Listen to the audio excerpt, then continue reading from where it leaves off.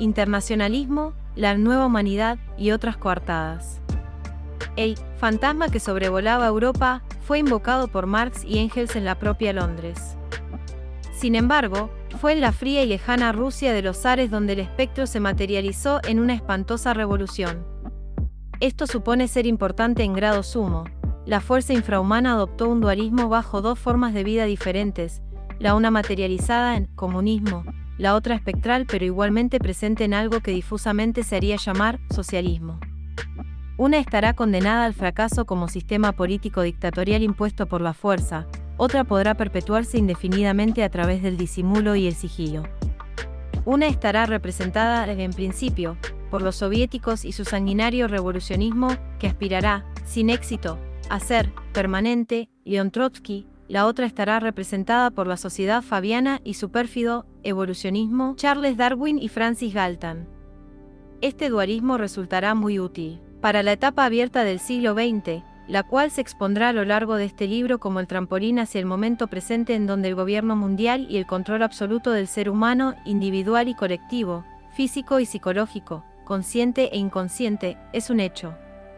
Esta resulta ser la síntesis y la contextualización del proyecto global que encierra el Nava Ordo Seclorum.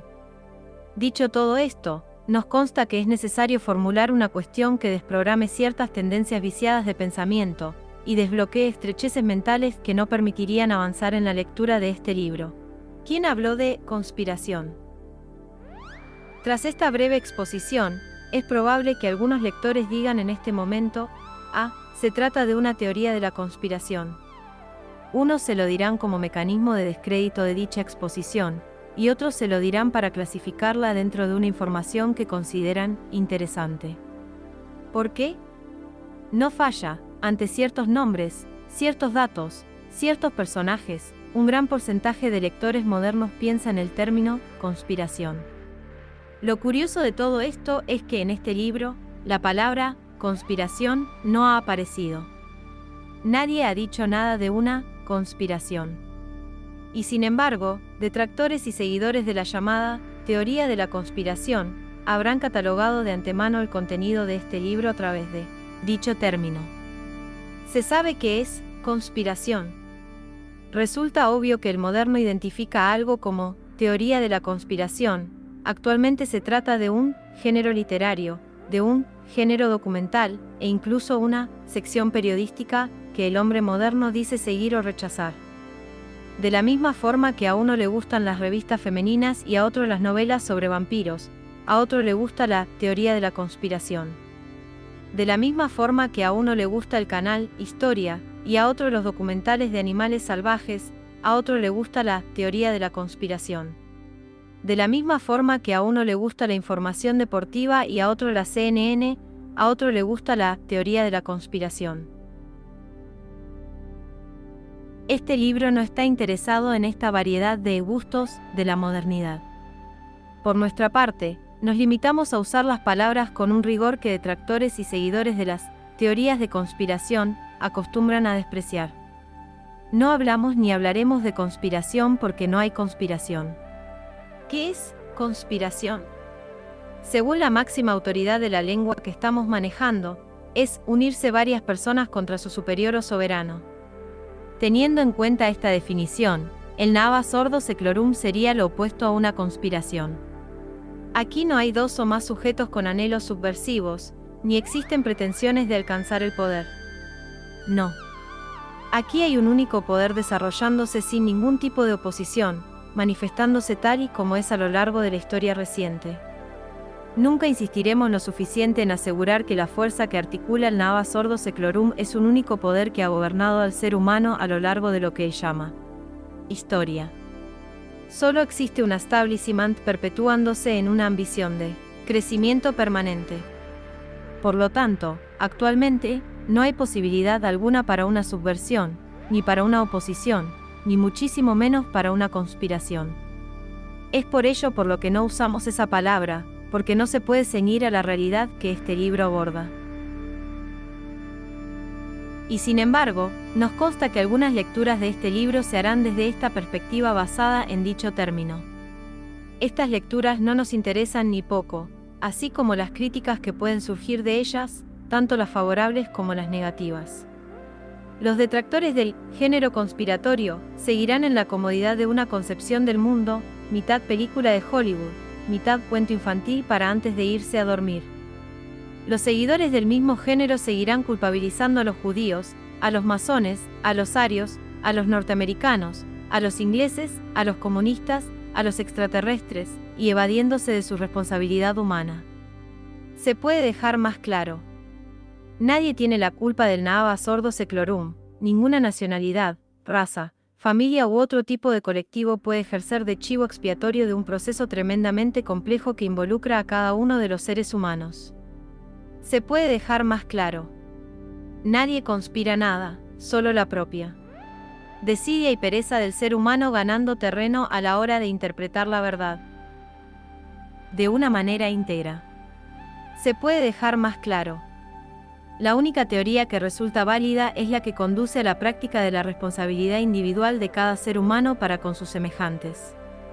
Está claro, no hablamos de conspiración, no hay conspiración. Yo, como ser humano, soy responsable de la situación. Ninguna lectura de la historia, oficial o alternativa, resulta provechosa si no participa en una toma de conciencia de la responsabilidad del ser humano como individuo. La investigación que busque culpar de una situación lamentable va a resultar siempre estéril, nadie tiene la culpa. En el caso particular del Naava Sordo Seclorum, sus implicaciones sorprendentes e intrincadas van mucho más allá de la política, la historia o la economía, e involucran a cada hombre y mujer, a su manera de operar con sus semejantes, a la forma de interpretar su vida. Por supuesto que en un proyecto siempre habrá ideólogos, apologistas, artífices con nombres y apellidos, muchos infames, muchos criminales, muchos despreciables y aquí se expondrán, pero, en un proyecto global, la responsabilidad recae en todos los involucrados. El rol de víctimas, defensores, negadores, resistentes, colaboradores, no tienen valor verdadero en este caso. Todos los seres humanos son, cada uno individualmente, responsables de una situación que primero deben conocer con detalle, para después asumir dicha responsabilidad.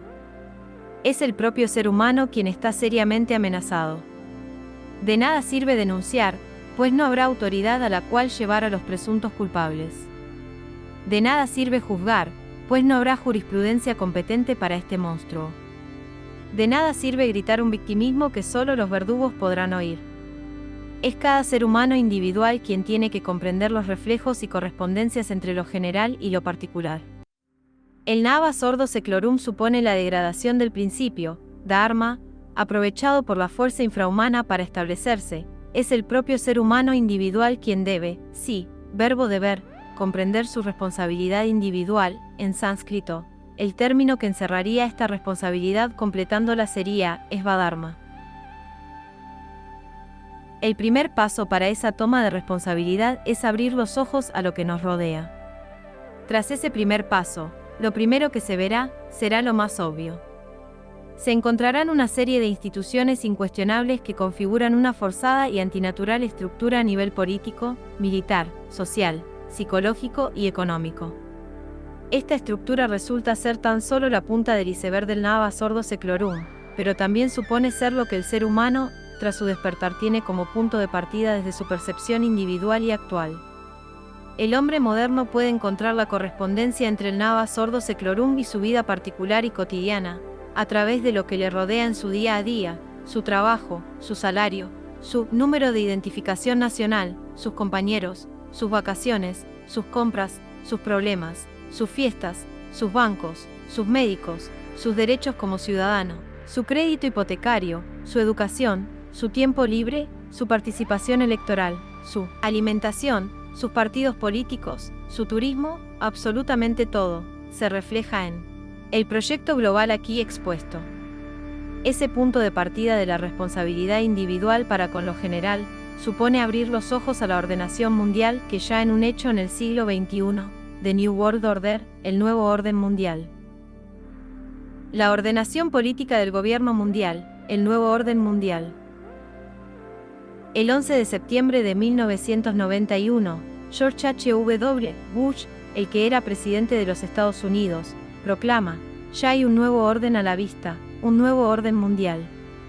El discurso en donde está insertado esta frase, así como el aparente absurdo de proclamar esto en aquella reunión, como el tono, la fórmula, los términos, la fecha, indican que esta frase no es tan solo una declaración pública, extraída de un discurso político más. Bush es uno de esos linajes norteamericanos emparentados sanguíneamente con la élite europea. Su fortuna familiar se hizo considerable en el S-19, principalmente gracias al tráfico de opio y drogas, negocio que fue continuado en generaciones posteriores. El padre de George H.W., Prescott Bush, era un adineradísimo comerciante e influyente financiero internacional involucrado en la industria bélica. Prescott Bush financió directamente la maquinaria de guerra europea en los años 40 del siglo XX y muy especialmente el poderío militar de la Alemania nazi. El propio George H.W. Bush participó como piloto en la Segunda Guerra Mundial y él fue gloriosamente condecorado por su eficacia asesina en el Pacífico. Bush es un nombre relacionadísimo con el núcleo duro del Partido Republicano, así como con la sociedad más cerrada y siniestra de Yale, y así como con el poderoso CFR. Se trata de una importante familia marioneta del Naava Sordo Seclorum, y no es una casualidad que fuera George H.W. quien anunciara el nuevo orden mundial, así, allí, al fin, y de esa manera. En efecto, a finales del siglo XX, el Naava Sordo Seclorum adquiere un aspecto solidificado, concreto, tangible. Se trata, con rigor, de un nuevo orden mundial, como resultado político de la fuerza infrahumana manifestándose triunfante en todos los aspectos del ser humano. Por lo tanto, el New World Order, tal y como se identifica en el siglo XXI, supone ser tan solo lo visible, lo formal, la punta del iceberg de un proyecto mucho más complejo que un programa político. Sin embargo, no todos los seres humanos ven ni tan siquiera esa obvia punta del iceberg. Esto se debe a mecanismos de control sobre la población que abordaremos más adelante. Por ahora, para cerrar este capítulo que define y contextualiza el objeto tratado a lo largo de todo el libro, se señalizarán algunos puntos clave en el nuevo orden mundial que ya son un hecho en 2010. Lo más curioso de todo esto es que un aluvión de medios alternativos está anunciando actualmente la tendencia hacia estos puntos.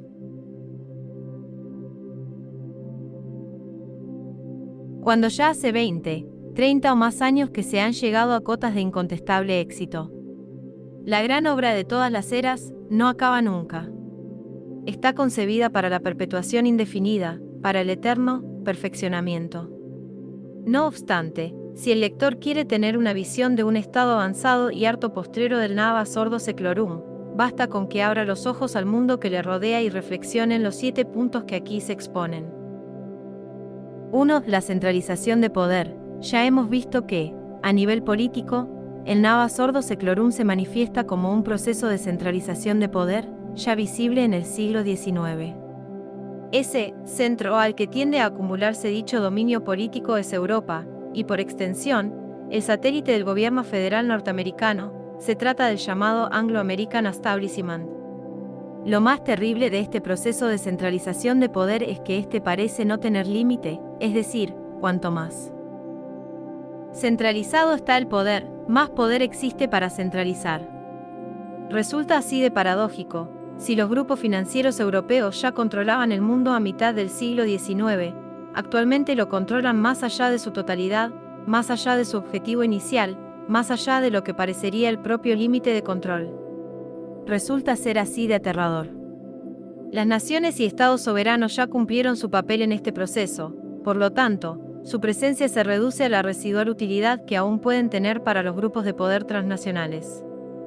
En la medida en que carezcan de esa utilidad, los estados y naciones molestan, sobran, resultan ya obsoletas. Es por ello por lo que se iniciaron proyectos de unión transnacional, primero a nivel económico, después a nivel político, de los que hay que destacar la Unión Europea. Existen proyectos semejantes al europeo, pero resulta comprensible que el pionero y el más explícito y evolucionado sea precisamente la Unión Europea. Actualmente, las naciones europeas son piezas de un mega-estado que aspira a dominar desde Cabo Finisterre hasta la frontera turca, desde el Círculo Polar Ártico hasta Gibraltar.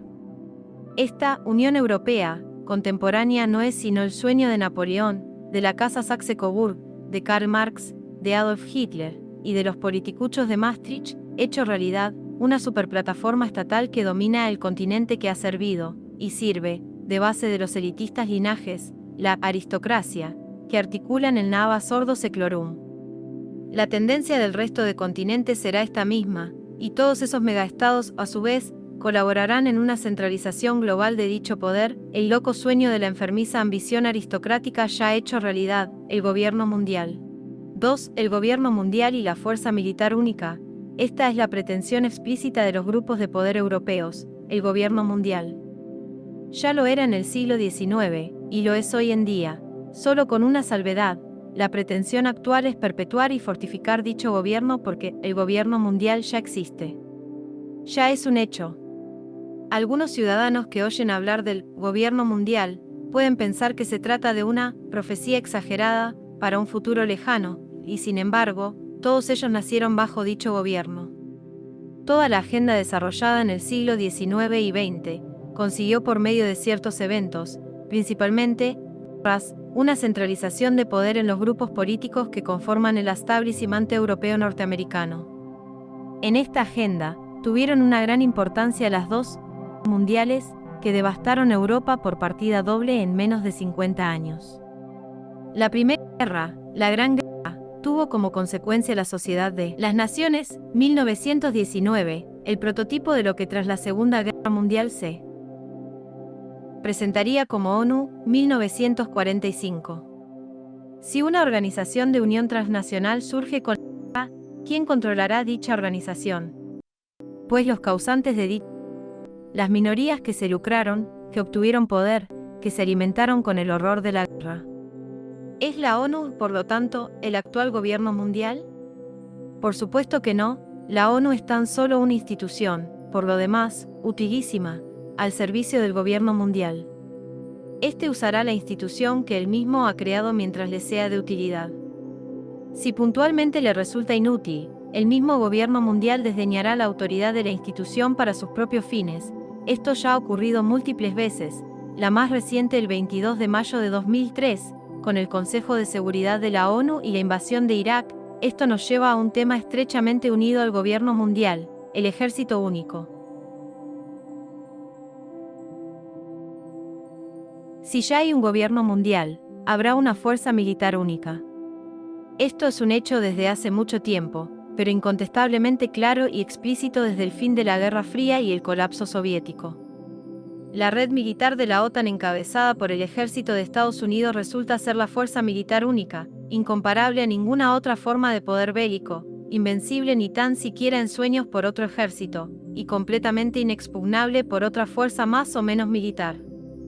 Si esto es así, algún ingenuo podría preguntar con razón, si solo hay una fuerza militar, ¿por qué sigue habiendo guerras? Las fuerzas militares fuera del paraguas de la OTAN desempeñan el papel de enemigo que toda fuerza militar necesita para legitimarse. En última instancia, existe una estrecha colaboración entre ejércitos. Solo el ejército norteamericano, británico e israelí podría destruir toda forma de civilización con un escaso porcentaje de su potencial.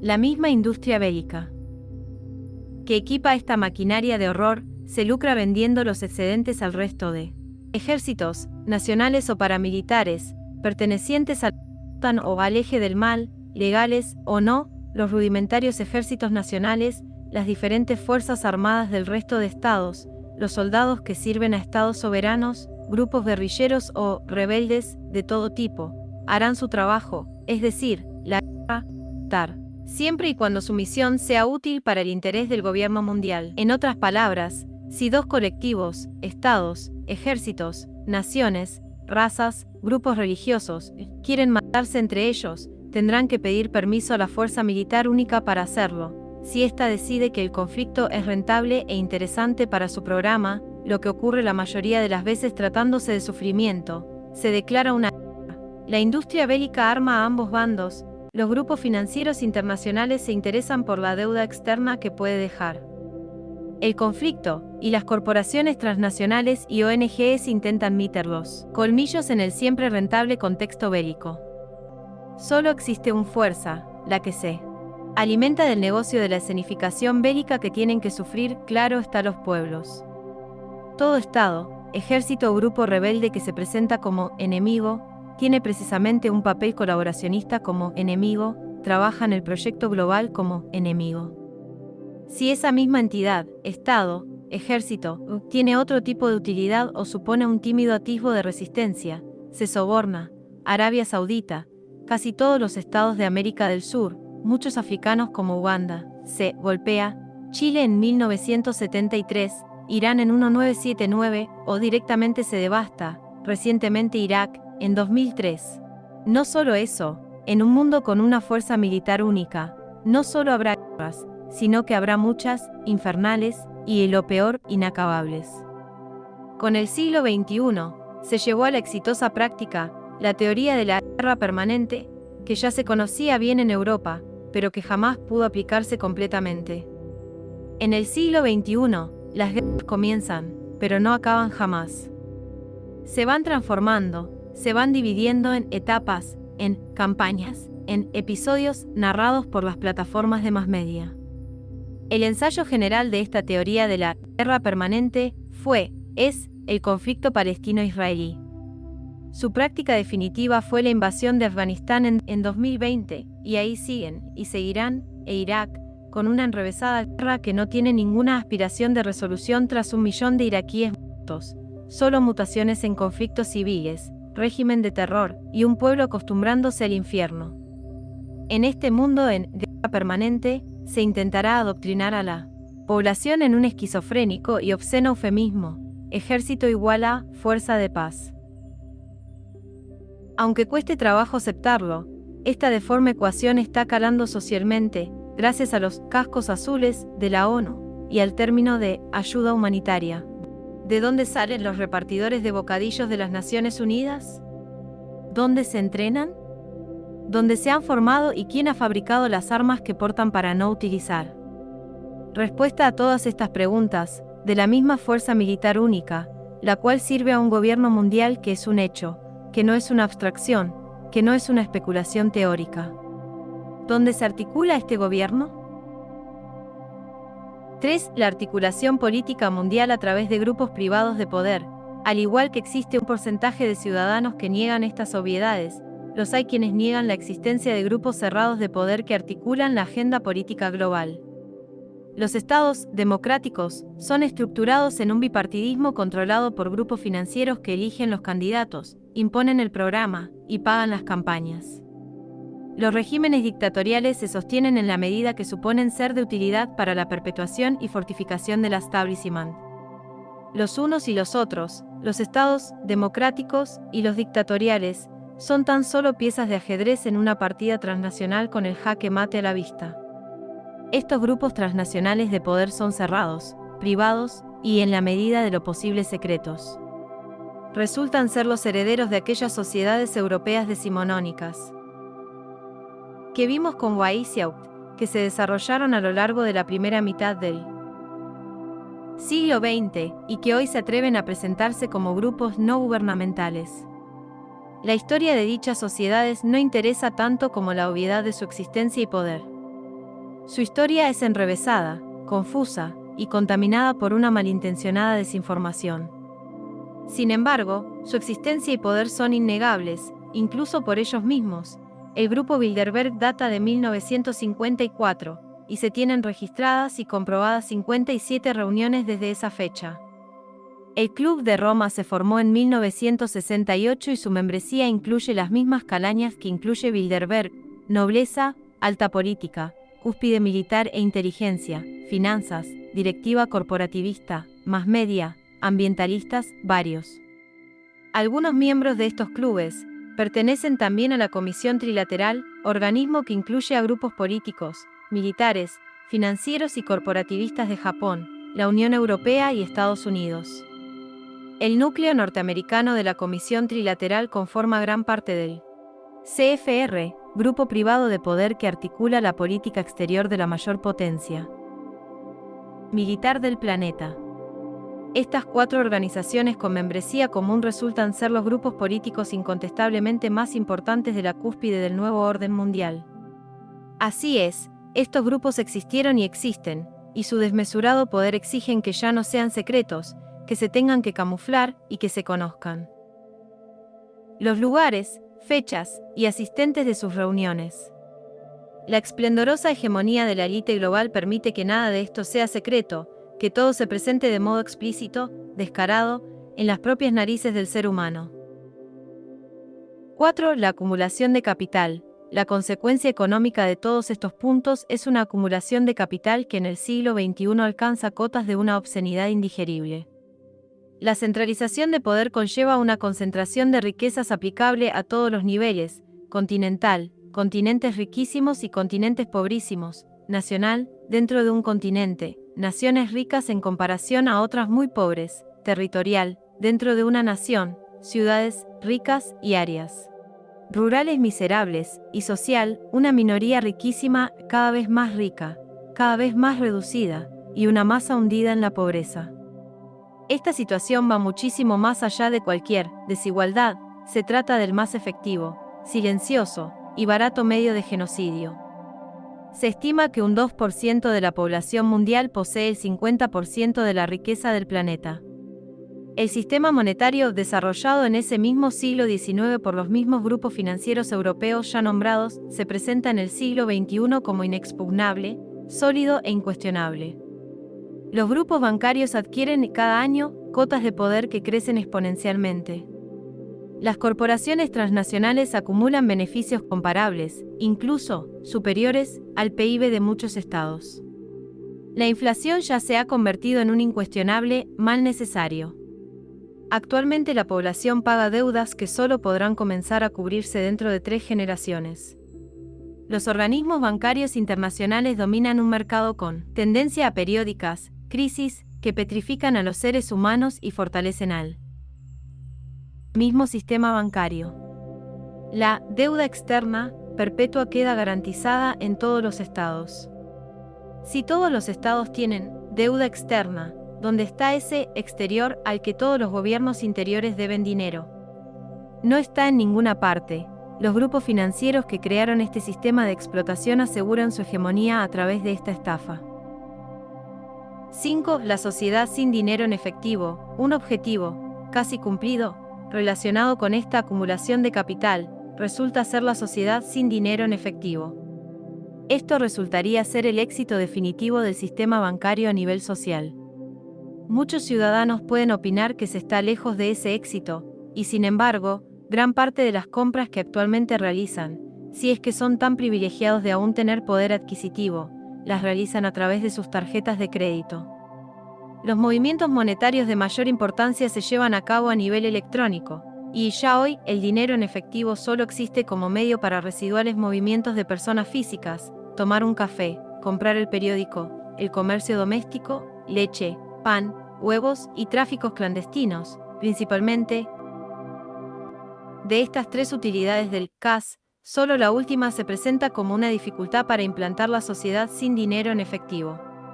Las autoridades de los diferentes estados modernos están ahora mismo fomentando el uso de monederos electrónicos, tarjetas de débito, tarjetas de clientes, publicitándolas como más prácticas, más seguras, más cómodas.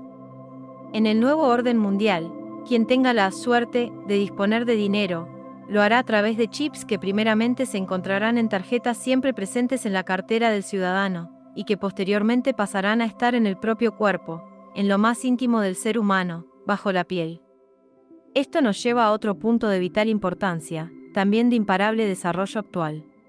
6. El fin de la vida privada. A algunos les puede sonar exagerado escuchar que la destrucción de la familia es el principal objetivo social del Nava Sordo Seclorum. Así es, cualquier estructura humana tiene como base la institución familiar. Si un proyecto secular, contratradicional e infrahumano quiere imponerse, resulta comprensible que la familia sea una institución a destruir. Evalúe el lector con honestidad en el entorno que tenga más a mano la salud de la institución familiar, matrimonios basados en mentiras, hipocresía, separaciones, divorcios, paternidades ausentes, maternidades sin paternidades, incomunicación, infancias en soledad, ausencia de cohesión y estructura familiar, matrimonios no consumados e incluso matrimonios gay. La familia moderna no es sino el maltrecho residuo superviviente de un proceso de destrucción institucional de base social. El objetivo está claro y su éxito está a la vista: la destrucción familiar como unidad de desarrollo del ser humano.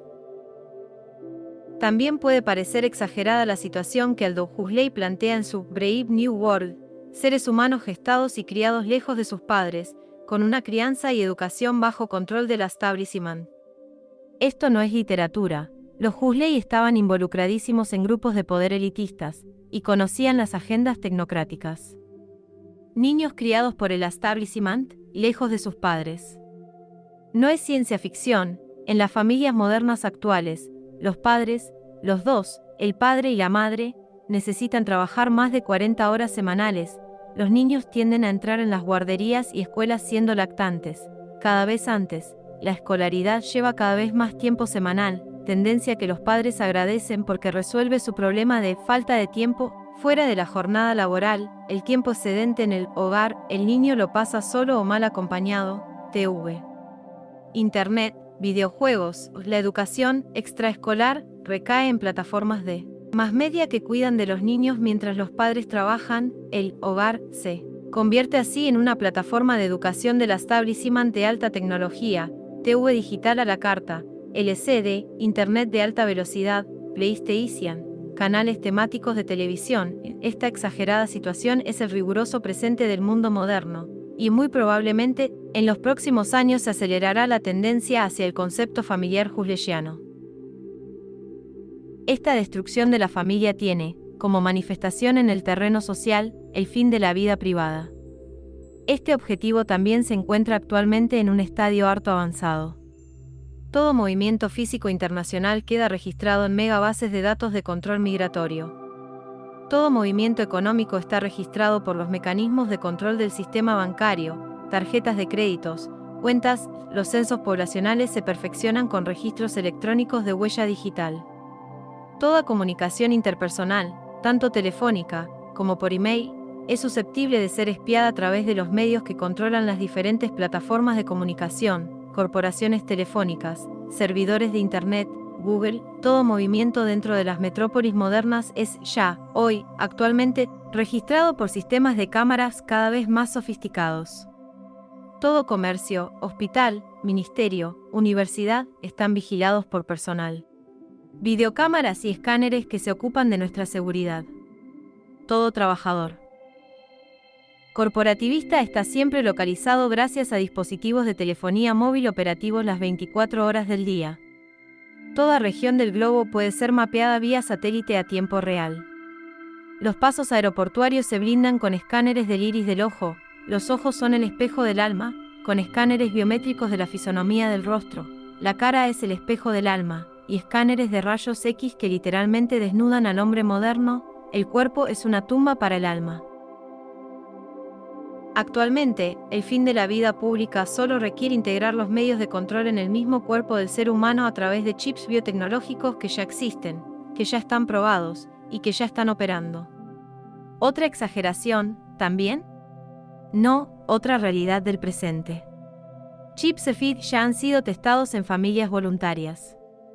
Mientras se desarrollan los ajustes y los perfeccionamientos tecnológicos pertinentes, esa misma tecnología ya está siendo aplicada en tarjetas de identificación nacional, pasaportes digitales, vehículos, camiones, empresas de transporte, sistemas de rastreo policial, niños susceptibles de secuestro, mujeres maltratadas, animales domésticos. Esta serie de amenazas ya materializadas nos llevarían al séptimo punto en este resumen del proyecto global del programa político del New World Order, el cual encerraría todos los precedentes, y resulta ser el que a este libro le ocupa. 7. El proceso de deshumanización. Ya en su definición, señalamos al ser humano como el infeliz protagonista del Navas Ordo Seclorum, y este protagonismo también se refleja en el terreno político y social. En el nuevo orden mundial, lo humano existe en la medida en la que esto aún resulta útil. En otras palabras, el ser humano deja de ser algo, para servir para algo. Y eso es en resumidas cuentas lo que aquí señalamos como proceso deshumanizador. Este resulta ser el objetivo social, que culminaría todo el resto. Sin embargo, esta deshumanización iría mucho más allá de lo social, más allá de lo político, muchísimo más allá de lo filosófico. Se desentrañará en los siguientes capítulos dicho proceso, así como su función de culminación con lo que ya se ha definido como Navas Ordo Seclorum. Como el ser humano resulta ser el principio y el fin de este proyecto, vamos a tomar como punto de partida de la exposición lo más tangible, concreto e íntimo del hombre y de la mujer, su cuerpo.